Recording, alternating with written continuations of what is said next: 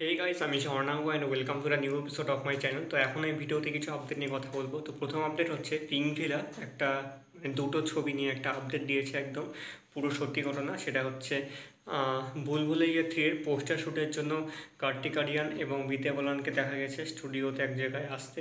তো তারা বর্তমানে পোস্টার শ্যুট করা হয়ে গেছে, খুব শীঘ্রই তাদের ফার্স্ট লুক পোস্টার কিন্তু সামনে আসবে। দেখা যাক কেমন হয়। দিওয়ালিতে এই সিনেমাটা রিলিজ করছে।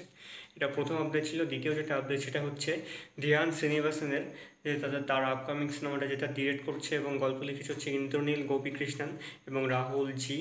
সেটার টাইটেল আজকে 5টার সময় বেরিয়ে গেছে, বিকাল 5টার সময়। সবাই গিয়ে দেখো সেটার কেমন লেগেছে তোমাদের প্রথম লুকটা এবং আপডেটটা।